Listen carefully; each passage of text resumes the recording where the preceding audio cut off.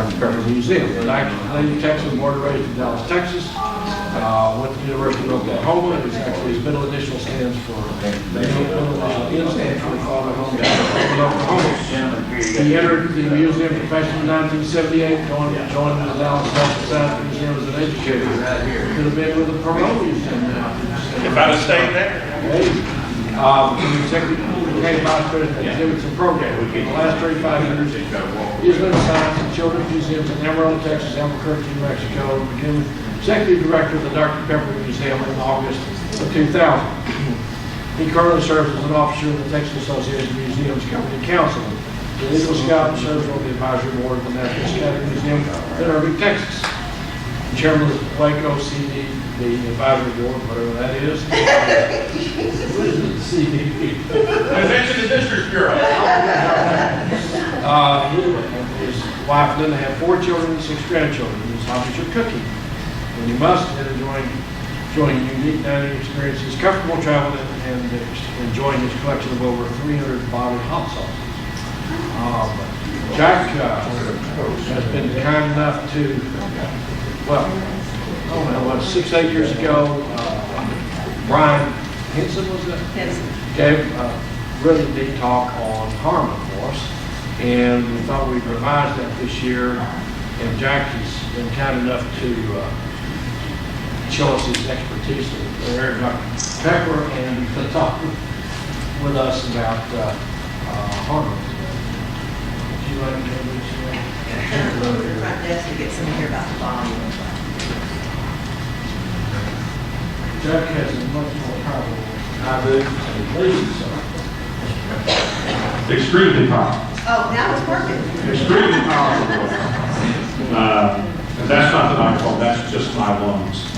So there's nothing coming from the microphone. Little did we know when we let Brian get involved in this seminar business, what it was going to lead to. I think Joy and Mary Beth kind of looked at me a couple 3 years ago, and I said, Brian did it, you guys can do it. Don't worry about it. You're the ones that know everything about Dr. Pepper. All I know about Dr. Pepper I learned from Billy and from Joe and from people like Joy and Mary Beth and Brian, who studied a lot and did a lot of research and everything else, and then you get involved in the club and you start absorbing this stuff. But there's no school that you can go to learn about Dr. Pepper. You can go to Baylor and become a paleontologist or an archaeologist or anything like that, and then become a museum person.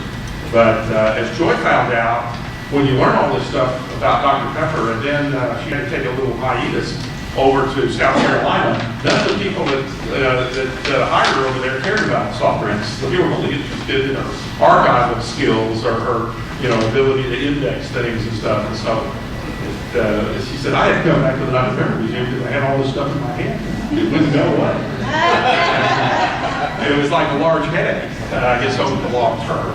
So we were very glad to be able to support the club and become a part of the club more and more each year and do these types of things because really, we have the time during the year to do research and things like that. And some of you may have jobs out there. I don't know. We've never done that. We always say, who's from the farthest or who's from the nearest? How many of you guys actually have jobs and don't just collect Dr. Pepper full time? There are people with employment out there. Even Roger says he has a job. He's going to quit his just so he can do Dr. Pepper full time. But there you go. Well, there you go. See, I already ignored Patsy's warning, which was don't ramble like Roger does. She's already looking at me and saying, get off with it, get off with it. Okay, so I'm supposed to be better than he is. Harmon, is a really unique piece of Dr. Pepper lore. It generally lasted about 6, 7, maybe 8 years. And for character length in a PR campaign, that's actually a pretty long time. Peggy Pepper's reign of being the head person there, Peggy Pepper's lifespan was not that long, particularly that they used that particular image and all of the art that was generated there. So Harmon, actually they got their nickels worth out of Harmon. And it's also one of the, I guess, few characters that really we know absolutely who drew it and how long and how many times and, you know, all of the different alliterations of it, because Johnny Hart was a little bit famous when he came to work and did this work for what's called the Grant Agency and Dr. Pepper. But he certainly got more and more famous through the 60s and 70s and until his death for having drawn some very great comic strips and cartoons. So that alone makes it really good for us to be able to have that and to be able to do that. And I've got to do one thing here. Hand me my bottle of liquor there. I've got, if I don't have any stopper in the morning, I can't do these kinds of talks. There you go. Actually, it's green tea. Sure. But it does look good, doesn't it? I can see some of you out there saying, where did he get that? Where did he get that? Okay. Mary Beth was really nice enough to draw the Collectors Club logo this year and put it all together from pieces of Johnny Hart's work. And there's John Lewis Hart, who was born in Endicott, New York in the 1930s, 31. And he was quite the young artist as a boy, cutting up in class and doing a lot of crazy stuff, doodling and always pestering teachers about art and the different things that went on with it. But like a lot of us who never, for instance, considered museum as a profession as we were growing up, Hart didn't consider cartooning or drawing so much as a profession when he was growing up, but he really liked to do it and had a natural talent for it. And I guess that came out later in his career as he was able to do it. But in high school, he met a crazy guy named Grant Parker, who was also a cartoonist and became very famous for drawing The Wizard of Id. And they actually did that together, Hart and Parker did later. But that's kind of an interesting thing that the two of them together in New York both had art skills and decided to both draw comic strips later in life. He actually then went into the Air Force and was stationed down in Georgia for a while, and that's where he met his wife and got married. But he was in Korea for a while and active in the Korean War, and he got a job drawing and doing stuff for the Stars and Stripes communications piece that the Armed Forces uses. You probably have seen that. And if we were really good collectors and researchers, we would have found some copies of Stars and Stripes with his drawings in them in probably 50 to 53. So there's a Johnny Hart kind of collectible thing that we'd like to add to our collection. We don't have any at this point, but certainly he's got some, so we'll find somebody with a Stars and Stripes collection one of these days and we can add a piece or two from that. And you can see from his early days that he was able to do some caveman art. He didn't really know why he liked to do caveman art, but it just came up and became apparent. He sold some stuff to the Saturday Evening Post after he got out of the Korean conflict and made a little bit of money, but not enough money to support a family. Like so many of us, people in the museum field, none of us make enough money to support a family. So we have to work at it and do other things, but it's always a challenge anyway. So he went to work for General Electric, and GE had a nice art department there, and he did graphic arts for them and training manuals, different things like that, illustrations of various kinds. But he still wanted to do a comic strip eventually. He got the idea because he started reading Peanuts. And he thought Charles Schulz was just a wonderful, wonderful person and really admired his skill, his drawing and everything. And he kind of patterned his cartoon career after Peanuts and Charles Schulz, who made it big. As big as anybody in the comic strip business, you'd have to say. And so that gave him the idea of trying to do a strip. And he did. And he went to a syndicator and started trying to sell his artwork to newspapers and stuff, and he was turned down rather numerous times, at least 5 times, in trying to get it syndicated before he met a friend of a friend, and the guy said, I'll take yours around, and he finally hit and got it circulated in the newspaper that way. This is one of the 1958 first strips. This is one of the first 4 BC strips ever done. and BC's there fishing, and a giant piranha or something comes up and eats the whole line and eats most of his fishing pole until he's able to skewer the fish, and he said that's survival of the hungriest. Now, this process that he had, and that he continued later on to do these strips, was to sit down and think of the gag first, and then draw the strip around the joke.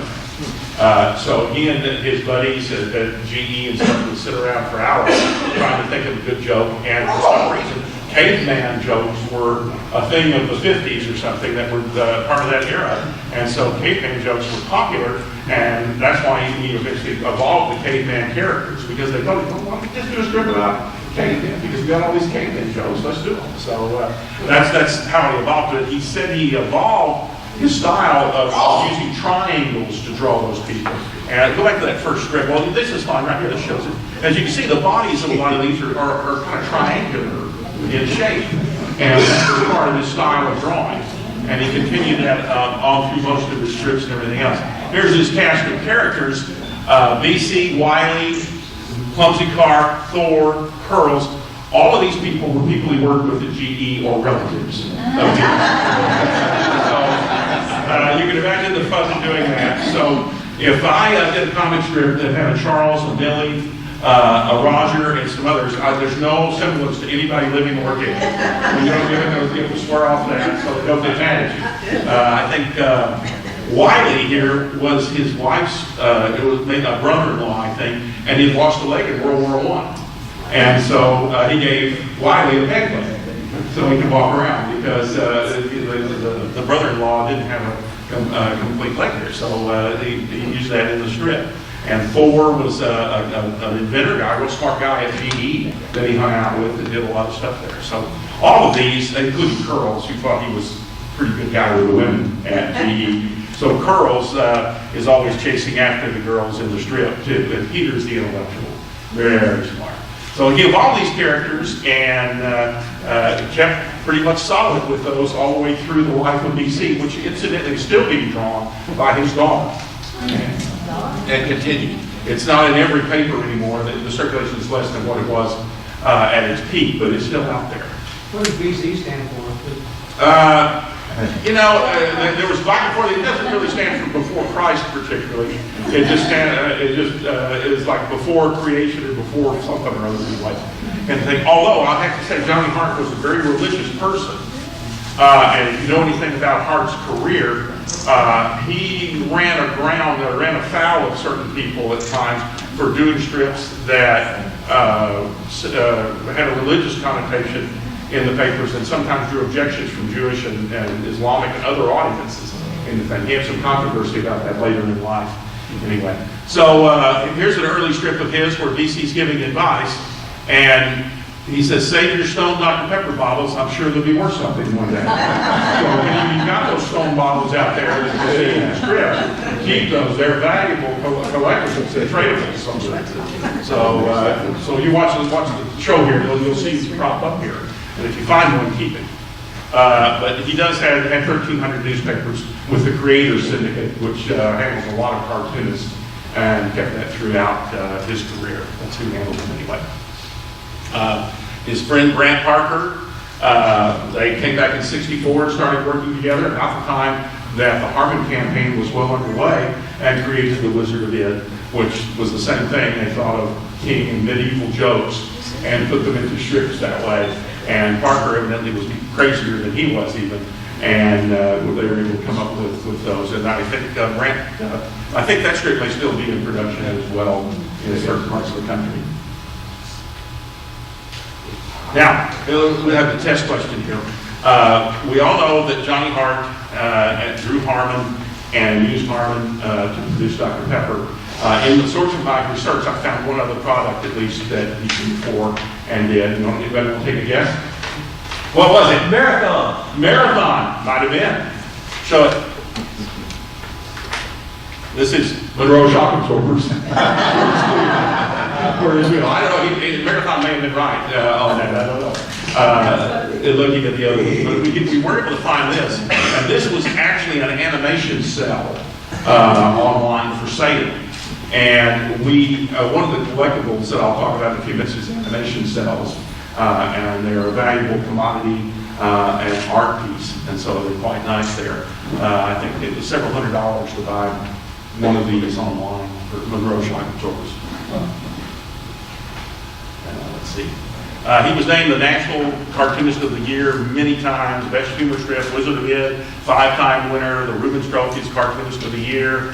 He died of a stroke at his drawing board, which is the way we all want to go, I guess. Roger's going to go with his Dr. Pepper collection, probably. And I'll probably be sitting at my desk in the museum, so all those things will happen. 2007, and he certainly was revered and loved throughout the cartoon world. I don't think you can really understand Harmon and the background of it without really knowing about the life of Johnny Hart. And we're just fortunate that we have a life story about the character that created this, because everything doesn't necessarily in Dr. Pepper art. A lot of times you can find out the name of the artist who did a calendar or who did a particular illustration. You can't always get the bio and the history as complete as it was of a famous person like Johnny Hart. The other person you have to know about a little bit is this smiling guy here, Wes D.R. Parker, who joined the Dr. Pepper Company as an executive vice president. He came over from General Foods, where he worked in their, I think, advertising and marketing section, and came in 56, and then he became president of the company in 58. And it was during his years that the Harmon campaign was conceived. So he gets credit for having the good sense to pay attention to somebody who told him this Harmon idea might be a good thing. And there he is, accepting an autographed record album from Hank Williams Jr. We found that in one of the files there that he did something with probably a bobbler meeting where they had Hank Williams Jr. entertaining or something like that would be my guess. Billy's been to bobbler meetings, and we all know that they bring in stars a lot of times. So I guess in 58 or so, Hank Williams Jr. is on top of the world there. But he's also credited with being the guy that in his home kitchen invented hot Dr. Pepper. Now that's the legend, and if you're president of the company, I guess you could make up a legend like that, even though it was probably the janitor who got the Dr. Pepper too hot one day and poured it over a lemon. But Parker decided at least that's going to be his story anyway. I'm going to have Billy research that more and find out whether he made that whole deal up or whether he really did it hot. We don't know. But there it is anyway. He took credit for it anyway of doing that. So hot Dr. Pepper and Harmon and several other things. Oh, his other thing that he did, when he came over from General Foods, and I don't know who he represented at General Foods, like Jell-O or somebody like that, and he was kept up with the Rose Bowl. And General Foods had all the floats in the Rose Bowl. So when he came over, he started Dr. Pepper's link with the Rose Bowl and the Rose Bowl parade. So all those Rose Bowl floats and all those pins and all the things and collectibles that generated were from Wesley Parker's General Foods experience, because he was really the guy that made the connection and started getting Dr. Pepper in the Rose Bowl every year. And featured, which they did for about 40 years. So it had a long, long time with him. He contacted or changed agencies. Kenyon and Eckert did a lot of work for Dr. Pepper in the U.S., but they did use the Grant Agency for some things. And he finally decided to go all with the Grant Advertising Agency, which was based out of Chicago, but had an office in Dallas as well. And it's through their auspices that Johnny Hart was hired. Dr. Pepper didn't hire Johnny Hart. The Grant Agency did, and had him do the work for the campaign, which is the way it works a lot of times nowadays.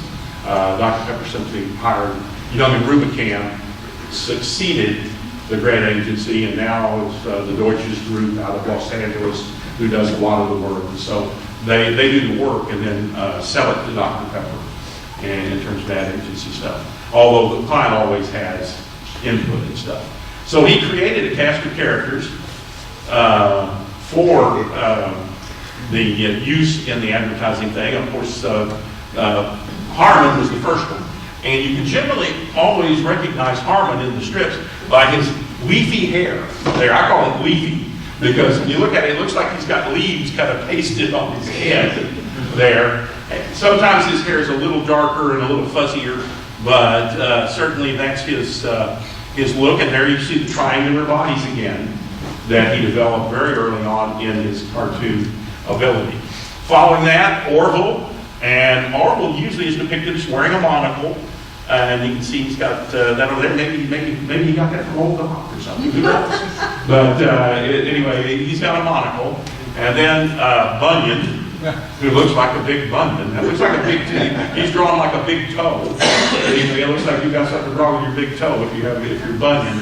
And then Maybelle, who is the female interest here. Maybelle usually is depicted in these things. Maybelle had a weight problem. I'm just sorry to tell you this, but as you look through the strip, her weight's all over the place. Does she skinny here? She looks nice here. Other ones, she's gigantic, and then she's back skinny again. So, obviously she was on some kind of diet or something, but we don't know that. As to why that was, I don't know. And some of these other characters, they aim to lose weight. Bunyan in particular, he gets a little bigger, a little smaller, depending on which one it is. Now, then we have extra. We do not know the name of this character. Almost all of these characters are named in the advertising copy that's put out with with Harmon and the Antics. But this guy shows up with a funny little weird hairdo there. And so far we have yet to discover what his name really is. So we just think he's a Hollywood extra that they hired in for the day and put him in the script. He got less than the SAG limit there. He didn't have to get a speaking part. He's got 1 or 2 speaking parts. And they must have had to pay him overtime when they did that. But for the general, that's the cast of Harmon characters. There is one other, and that's this guy right here. He has only one line. And there you see Maybelle up there. She's writing pretty nicely there. And his name is Zonk. And it may have been the creature's name. But that's the only dialogue he has in several appearances. And that's the word Zonk. Said very loudly. And it's also in the copy you read, it says, well, Zonk is the flavor of Dr. Pepper. It's really Zonk. So there was a 50s or 60s deal there without being real Zonk. And of course the strip here, how about a Dr. Pepper? And Zonk comes up the hill and he says, better make it 2. Got to buy 2 for Zonk there. So Zonk appears there and is certainly humorous. And in terms of collectibles, the artwork is not tremendously difficult to find. Over on the easel there, right here, the most common thing would be a cut ad. A piece of a magazine that's cut out and mounted like this. And these can be found a lot of times at swap meets, like Harmon, perhaps, or in lots of different places on the internet. You can buy these or anything else from it. And this is a half-page one here that usually shows the artwork at the top, text in the middle, and at the bottom then everyday characters using the product was kind of their motif in these articles and layouts. But there are several other collectible types of things available. And so as club members, if you're really interested in Harmon, you want to focus in on probably some of these things. Not all of the ads, is this the one you want? Not all of the ads appeared in ordinary magazines. Where's the magazine? There it is.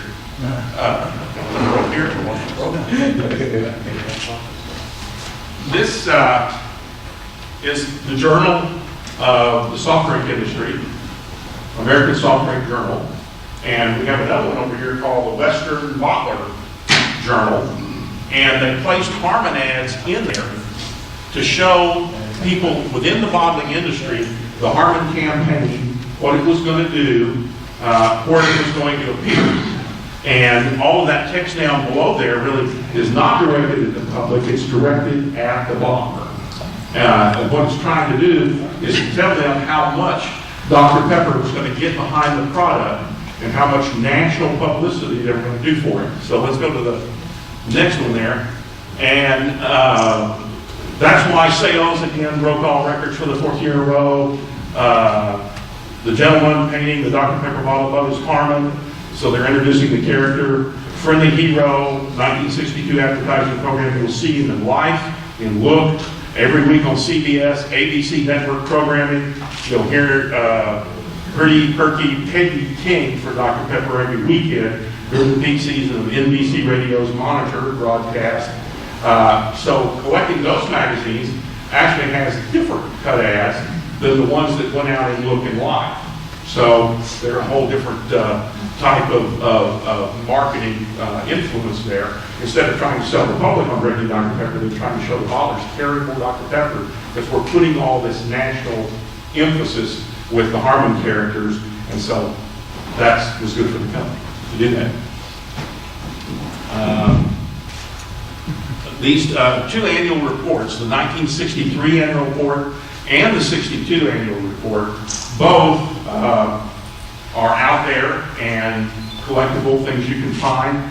And the 63 is almost completely Harmon art. 62 has kind of a little mix. There's a couple pieces of Harmon in there, and the rest are different things. But it reached its peak anyway in 63, and those can be found just like clock dials and things out there, and are collectible if you're really interested in Harmon. Really some nice images. The net graph there showing net sales reaching millions and millions of dollars in 63, and the earnings per share from 61, 62, 63, all chiseled out of stone. And those figures are set in stone, folks. We don't say that much in the ad industry. These figures are set in stone. I can hear Westview Parker telling everybody that now. That's okay. I thought this illustration was one of the best. We really wish we had the original of this. It's a beautiful drawing of a pie chart done in complete stone, and the depth of it and the way it's done really looks nice. As he's got promotions and advertising, raw materials, all of the things of the net revenue dollar that go in together to make Dr. Pepper's expenses for the year of the company. So this is the highly collectible. You can find even the drawing itself, or any mock-ups or workups, or the original piece of art, which we probably still out there somewhere. Now, this is a list that we did research on for the Life magazines, 62 to 65, and we think we got most of them. There may be some a little bit after this as well that are collectible. Saying a little bit about the cut ads. We really feel like that if you're a true collector, you'll buy the magazine and find it for your Harmon collection and not tear it out of the magazine, because the Life magazine is very collectible in and of itself. And unfortunately, people who sell these at a lot of places, like Canton or someplace like that, they'll rip out the Campbell soup ad, they'll rip out the this ad, the Welch's grape juice ad, they'll rip out this ad or the other in the Harmon, and they'll mount them on things, which is fine. But if you're really interested in collecting the Harmon hardware, collect it inside the magazine that it's in. This magazine I got at Campbell's Books for $7.50. Not a lot. Not a lot to find this out there. And they're out there, easily attainable and not really expensive. So why pay somebody $10 for this, which is probably what you might pay, $5 to $10 for the cut ad, when you can have a whole magazine for $7.50 and have Campbell's soup and all of these stuff. So we encourage you not to rip the magazines up. Get the whole magazine and collect it. Because that's really the way it was meant to be seen anyway. I think Billy will back me up on that. Collect the whole thing rather than just rip the pages out of another collectible. So that's the museum. Well, that's the way we are. On stuff like that. But if there's no difference in the cost, why not have the whole magazine in your collection? Probably see. Also used in the Harmon ads, he was teamed with both Dick Clark and with Donna Lauren. Now, I could probably spend another 30 minutes talking about Donna Lauren, and of course, another 30 minutes talking about Dick Clark. Everybody knows who Dick Clark is. There's no big deal there. Big record mogul, and then American Bandstand, Rocket New Year's Eve, or whatever else that he did. Donna Lauren knows Batman. So you see how famous she is.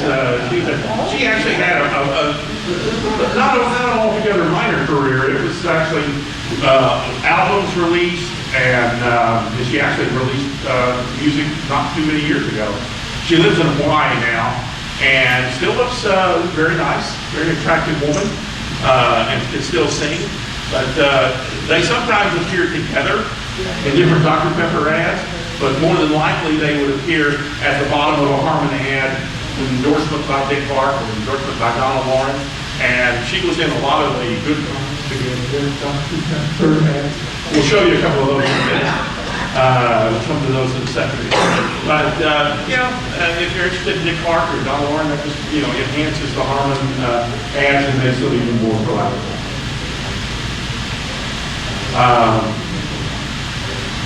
There we go. There's an example of the Nick Clark ad with 4 blocks of Harmon on top and on the bottom Nick Clark. These were part of tear sheets. They would send out sheets like this in their marketing materials, catalogs, and books that showed, this one shows several different pictures that they were going to market, and you could buy those as a bottler frame and then put those in soda fountains or mall shops or restaurants or any place like that. And there's a series of those. They show 6 here. I think there's actually more than that in the full series. But that's the way they came framed with the Dr. Pepper logo on top and a metal frame like that. We've got several of them in our collection, and those are still available to be collected. And then they have the smaller ads that would be placed in local papers. A lot of times Dr. Pepper would share marketing budgets with a local franchise. If you were setting a bottler in Amarillo, Texas, and you wanted something in the Amarillo News, or the local snooze, as we used to call it, you could go in with them and place little ads like this with your own copy underneath, and use them in that way. That's still done in a lot of markets, and the way they advertise it. We've got those up here on the counter. And there were actually animated commercials done.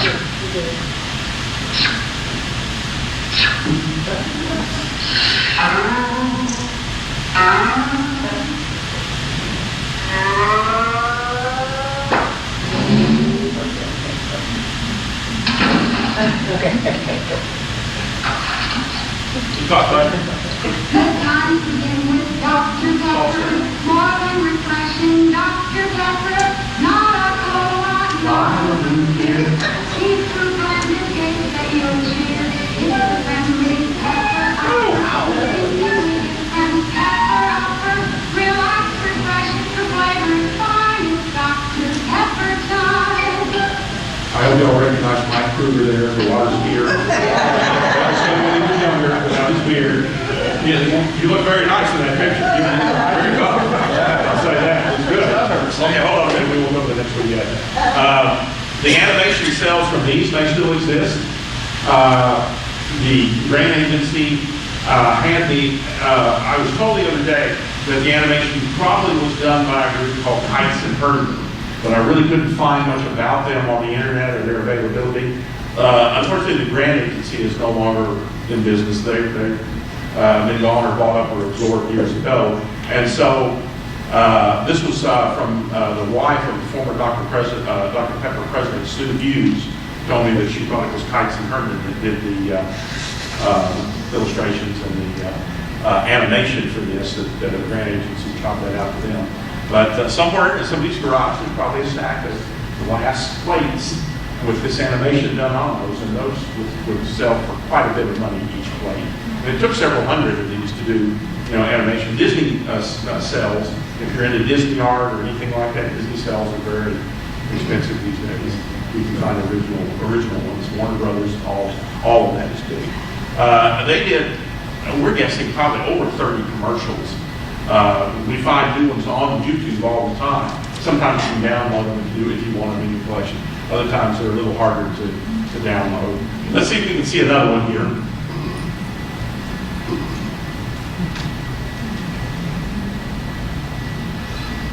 We may need Hi, I'm Donna Lord. Our caveman friends will even try safe cracking to get a Dr. Pepper. Watch. This is supposed to be a radio spot.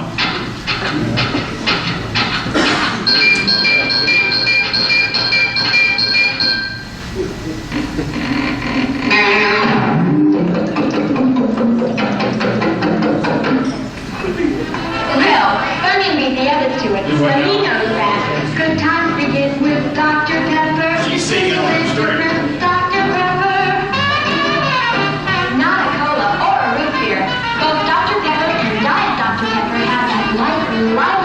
enjoyed by millions.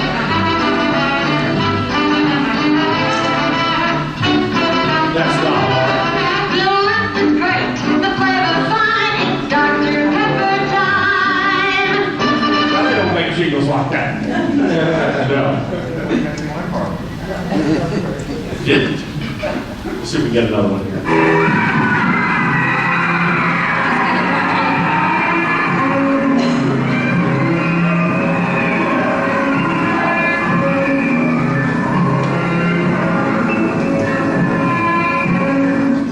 That was Donna Lauren singing Goldfinger. Hi, I'm Donna Lauren. Dr. Pepper makes an ideal gift for your children. Watch out for rivals. All right. This is Maybell's Man Trap.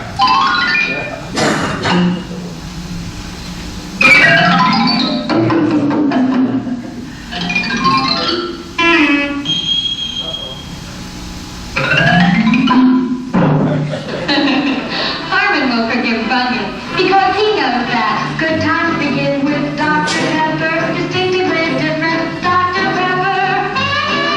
Not a cola or beer. Both Dr. Pepper and Diet Dr. Pepper have that light and lively taste enjoyed by millions.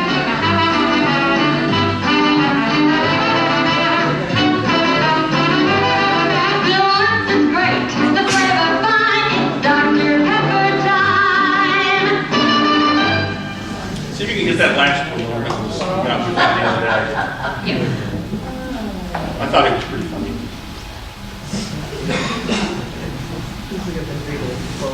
Like I say, there are dozens of these, really. There are a lot of different variations. And really, Dr. Pepper's used animation a few times over the years, or sometimes it'd be an animation. Hi, I'm Donna Lauren. Many words can describe Dr. Pepper. Here's how our caveman friends do it. Now that you all have a bottle of Dr. Pepper, I want you to take a taste and then give me your reaction in one word. Remember now, one word. Flavor. Life! Well, he's an extra, we can't pay him. Lively. Sorry. Soft drink with salt? Well, that's one way to praise Dr. Pepper. Here's mine. Good times begin with Dr. Pepper. Distinctively different Dr. Pepper. Not a cola or a root beer, a light and a lively taste that you cheer. Blue Lips is great, the flavor fine, it's Dr. Pepper time. So that was our commercial break and interlude in the presentation. But all of those are out there. You know, you can find originals, you can find film pieces, videotape. There's several different formats that you can get them in. The original would be probably 16 millimeter or something like that, film format. But even if you know you can't find the originals, you can always use YouTube and have a nice set of them there to show people. Which we do. You know, up on the second floor of the museum in the commercials exhibit, we have several of them. Let's see what we got left. Picture of the poster art. And a croquet mallet one there, which is really one of the nice ones.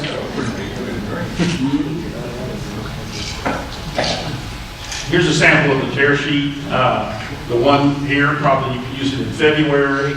Different ones for other parts of the year, tennis, you know, for the spring or summer, different times like that. And those tear sheets are out there. You can find them as collectibles.